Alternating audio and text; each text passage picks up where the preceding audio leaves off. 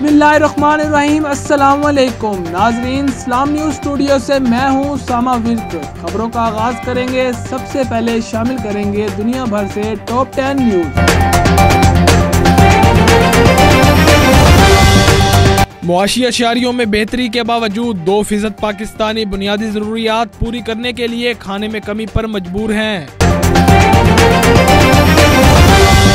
Senate इंतखाबात open belt के जरिए कराने से मुतल्लिक आईनी तरमीम नाकाम बनाने के लिए ओपोजिशन ने कोशिशें तेज कर दी। लाहौर में वजीर आला पंजाब उस्मान बुज़दार का कहना है कि हुकूमत साबका दौर की गलतियों और खराबियों को दूर कर रही है। अक़वाम मुत्तहिदा के सेक्रेटरी जनरल एंटोनियो गुतेरेस ने पाकिस्तान और भारत पर जोर दिया कि दोनों ममालिक मसाइल के हल के लिए संजीदा मुज़ाकरात करें, नहीं तो ये दोनों ममालिक के लिए बेहतर साबित नहीं होगा। तुर्की के समंदर में ताकतवर लहर ने बहरी जहाज को 2 हिस्सों में तकसीम कर दिया। नई दिल्ली में धमाके के मकाम के करीब एक लिफाफा मिला जिसमें इसराइल के सफीर के नाम खत था। इसमें धमाके को एक ट्रेलर बताया गया और इंतकाम लेने की बात की गई।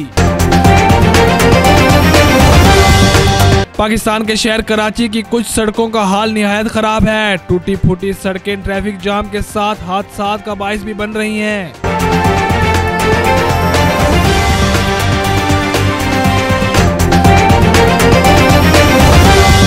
अमेरिका के कौमी सलामती के मुशीर ने खिताब करते हुए कहा, अमेरिका की खारजा पॉलिसी ही दाखिला पॉलिसी है और दाखिला पॉलिसी ही खारजा पॉलिसी है।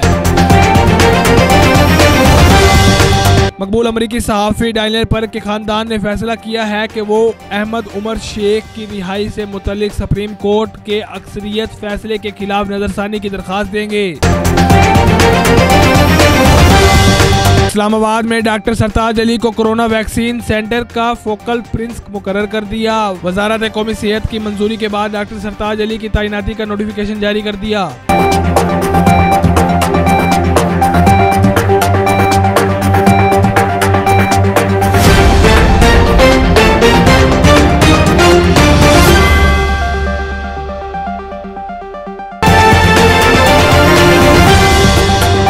जी तो नाजरीन, ये थी दुनिया भर से 10 बड़ी खबरें। मजीद खबरों से बखबर रहने के लिए हमारे साथ जुड़े रहें।